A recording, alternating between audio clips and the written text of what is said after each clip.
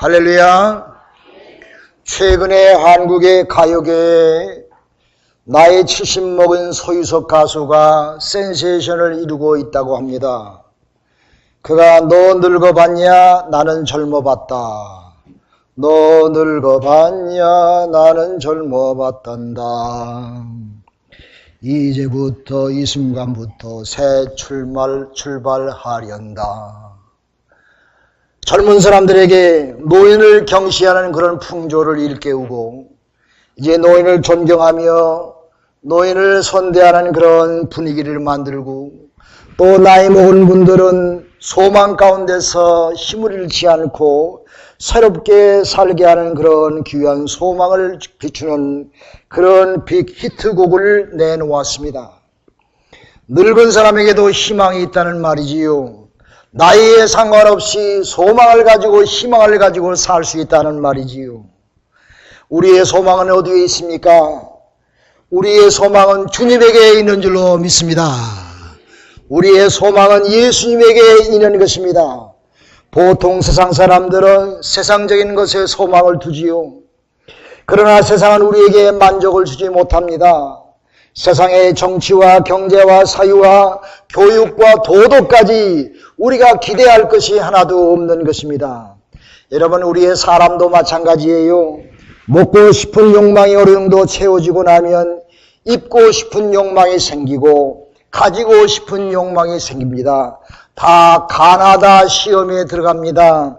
가지고 싶은 가, 나타나고 싶은 나, 다스리고 싶은 그런 욕망 가운데 살아가는 것이 인간의 본성이지요. 그러나 이 모든 것도 어느 정도 채워지고 나면은 허망과 사치와 방종과 타락과 무질서와 공허함 속에서 가득 차게 살 수밖에 없고 결국 그는 허무 속에서 절망의 심연 속으로 깊이 빠져 들어가는 것이 세상에 소망을 두고 살아가는 사람의 종말인 것입니다. 소망에 그런 대신 하나님께서 지음받은 우리 인간은 하나님께 희망의 기초를 두고 사는 존재입니다. 다시 말해서 희망을 가진 존재, 하나님 오직 그분께서만 소망을 우리가 둘 수가 있다고 하는 말씀이지요. 인간은 위를 쳐다보는 존재입니다. 인간은 하늘을 바라보는 존재인 것입니다. 그래서 로마서 15장에 보니까 사도 바울 선생이 이렇게 얘기했습니다. 소망의 하나님이 God of Hope, 모든 기쁨과 평강을 믿음 안에서 너희에게 충만케 하사 성령의 능력으로 소망이 넘치게 하시기를 원하노라. 할렐루야. 하나님 안에서 소망이 넘치게 되기를 원한다. 그렇게 말했습니다. 하나님은 우리의 속에 소망을 베푸시는 분이며 소망의 대상이 되시며 소망의 근원이 되신다고 하는 말씀입니까? 하나님은 말씀하시고 약속도 하셨으며 우리에게 소망을 성취케 하시는 약속을 이루시는 소망의 대장 되신 우리 만군의 여호와 하나님인 줄로 믿습니다. 그러나 세상은 슬픔과 역경이 많습니다. 때로는 악인이 오히려 잘 되는 것 같아요. 불의와 압제가 승리하는 것 같은 것이 오늘날 우리의 현실이 아닙니까? 그래도 예수 믿는 사람은 어떤 역경 중에서도 소망을 잃지 말아야 됩니다. 우리는 세상에 살면서 아무 이유도 없이 때때로 미움받을 때가 있지요. 아무도 이유도 없이 미운 사람이 우리에게 갑자기 나타날 때가 있습니다. 재미있는 얘기가 있어요. 한국에 10대부터 70대까지 세대별로 얄미운 여자들이 있대요. 10대의 얄미운 여자가 뭐냐면 공부도 잘하고 또 얼굴도 예쁜 여자가 얄미운 여자래요. 20대의 얄미운 여자는 성형수술을 하고도 표시 안 나는 여자, 하도 많이 해서 천국의 하나님도 혼동하신답니다. 그러나 불행하게도 그가 사귀던 남자친구는 옛날에 순수한 얼굴이 더 좋다고 하면서 헤어지자고 한답니다. 40, 30대의 얄미운 여자는 처녀 시절에 엉터리로 살며 이 남자 저 남자 연애 많이 하고 결국 두루두루 갖춘 좋은 남자를 만나서 결혼하여 잘 사는 사람이 얄미운 여자래요. 40대의 얄미운 남자는 놀러갈 때 다 가고 할 것 다 하고 자녀들에게 밥 한 편 제대로 지어주지 않는데 자녀들은 알아서 공부 잘하고 인류대학에 척척 들어가는 여자가 얄미운 엄마랍니다. 또 50대의 얄미운 여자는 잘 먹는데도 날씬한 여자가 얄미운 여자랍니다. 60대의 얄미운 여자는 남편이 돈 많이 벌어놓고 먼저 죽어서 혼자 간 사람이 얄미운 여자랍니다. 70대의 얄미운 여자는 이 모든 것을 다 갖춘 여자라고 합니다. 그러나 80대에는 그 사람들은 인생의 후회 속에서 한숨만 쉬고 허무하게 살아간다고 합니다. 스데반은, 우리가 존경하는 스데반은 성령과 지혜가 충만한 사람이었습니다. 신실한 초대교회의 집사였습니다. 그런데 스데반 집사가 돌에 맞아 죽었습니다. 그러나 하나님은 스데반이 돌에 맞아 죽을 때에 아무것도 하지 아니하시고 침묵하시었습니다. 모세는 비방만 해도 문둥병이 들게 하셨던 하나님이, 또 엘리사는 조롱받았을 때에 아이들이 곰이 붙잡아 찢게 하신 하나님이, 독사에 물린 바울을 살리신 하나님인데 이상하게 스데반은 죽을 때 철저하게 하나님은 침묵하시고 아무것도 하지 아니하셨습니다.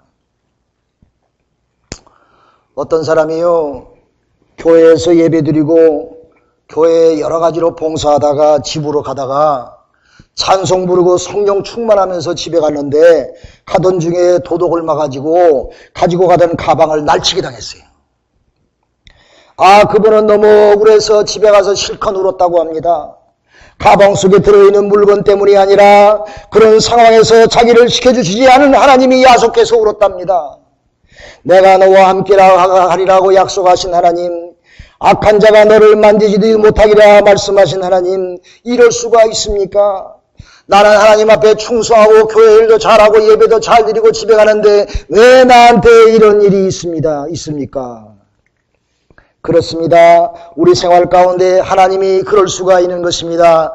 믿는 사람, 신앙생활 잘하는 사람도 재난을 당하는 것입니다.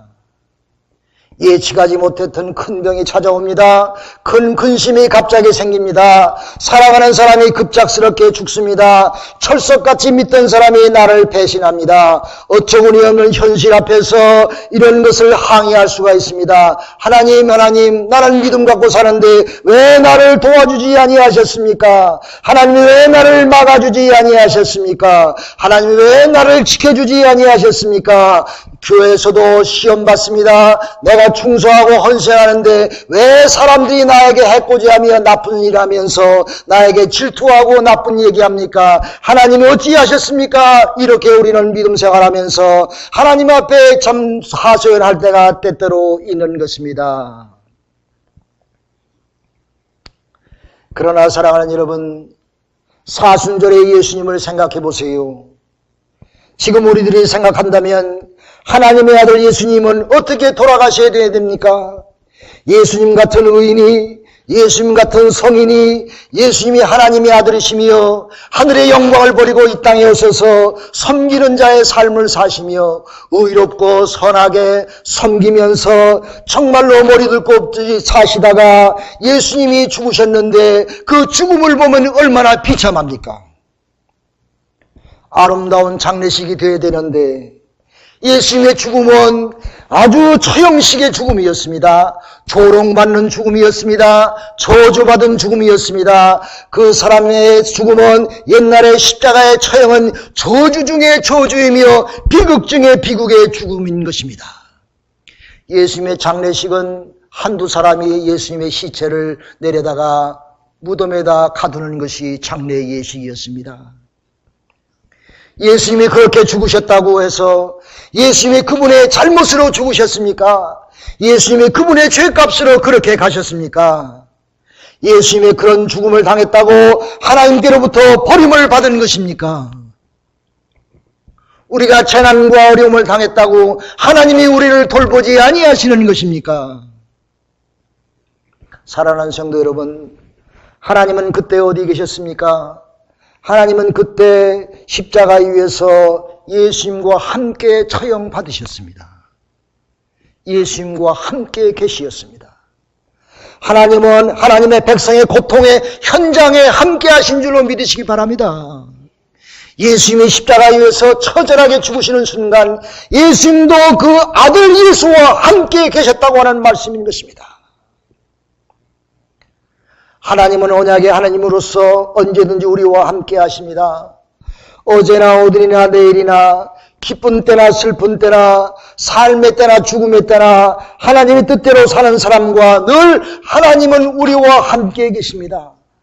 어떤 경우에도 함께 해주시는 것입니다. 내가 고통과 병중에서 심히 괴로움을 당하는 그 순간도 하나님은 그 사람과 함께 하신 줄로 믿으시길 바랍니다. 잠언서 10장 28절에 보니까 의인의 소망은 즐거움을 이루고 악인의 소망은 끊어지느니라 했습니다. 로마서 12장에 보니까 너희는 소망 중에 즐거워하라 이렇게 말씀했습니다. 어떤 환난과 괴로움을 당해도 소망 중에 하나님을 바라보며 그 괴로움 속에서도 즐거워하라는 말씀 아닙니까? 너희가 선을 행하다에 낙심하지 말지니 피곤하지 아니하면 때가 이르면 그게 거두리라 우리에게 말씀하셨습니다. 할렐루야. 형제들아 너희가 선을 행하다 낙심하지 말라. 절대로 낙심하지 말라. 때가 이르면 열매를 거두리라 약속해 주시었습니다. 그러므로 소망이 있는 사람은 낙심하지 말아야 됩니다.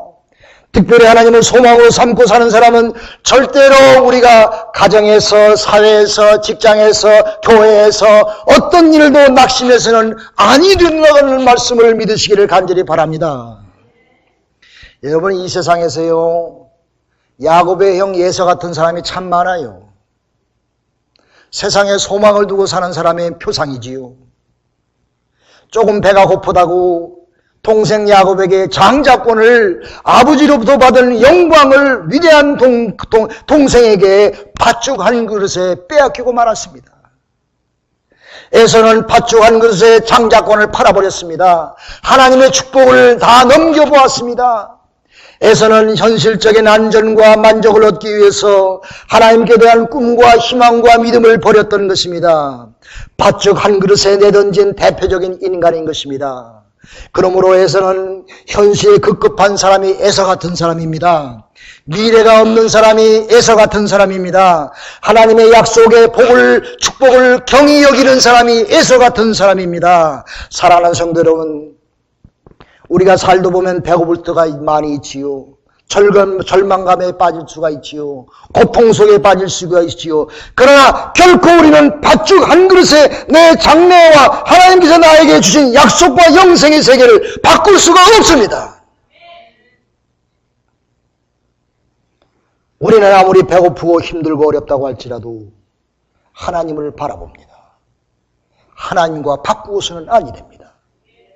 하나님을 소망하고 하나님을 바라보며 내 가정에서 교회에서 일터에서 흔들리지 않고 찌르는 가시가 나를 괴롭게 한다고 할지라도 소망이신 하나님을 간직하며 그분을 바라보며 살아가는 귀한 성공자들이 되시기를 주님의 이름으로 축원합니다. 여러분이 일생 동안 신앙생활 하다가 마지막에 넘어져가지고 믿음 팔아버리면 그처럼 비겁한 사람이 어디 있습니까? 그처럼 비참한 사람이 어디 있습니까? 사탄은 우리를 호신탐탐 내려보면서 우리의 약점을 너무 잘 알기 때문에 우리의 자존심을 너무 잘 알기 때문에 그것을 이용해서 우리의 믿음을 팔아버리게 합니다. 오늘 본문 말씀을 보면 혈루증으로 피를 흘리던 창박하게 죽어가던 여인이 1년도 아니고 12년 동안이나 많은 고통과 괴로움을 받았지요. 많은 사람이 따가운 눈총 속에서 살았습니다. 저 여인은 혈루증 있는 피 흘리는 여자야. 더러운 여자야. 그런 낙심 속에 살았습니다. 그러나 그가 예수를 안 다음부터 마음의 희망의 빛이 비추기 시작했습니다. 이제 그의 마음에 하나님의 아들 메시아 구세주 예수를 알고 믿게 되었던 것입니다. 그 여인은 어느 날 예수를 만나게 되었을 때에 많은 군중들이 예수님의 주위에 있어 이 병들고 나약한 여인이 그곳에 갈 수가 없었으나 사력을 다하여 예수님께 가까이 달려가 믿음으로 예수님의 뒤에서 살짝 주님의 옷자락을 만지었습니다. 예수께서 그것을 아시고 군중들이 있었지만 예수님은 그를 분명히 아시고 그 딸에게 말하시길 어린 딸아 내가 안심하라 내 믿음이 너를 구원하였느니라. 할렐루야. 예수님은 그 여인에게 병마에 물러갈지어다 명령하지 아니하셨어요. 예수님은 그 여인이 가진 그 믿음 때문에 내 믿음으로 병이 나을지어다 명령하지 않고 그 예수님의 그 여인의 믿음 그 자체로 인해서 그 여인은 병을 나았습니다. 구원을 받았습니다. 그녀의 믿음이 그 병을 낫게 했던 것입니다. 그녀의 믿음이 그를 구원케 하셨던 것입니다. 이처럼 믿음은 우리의 인생을 바꾸어 놓습니다.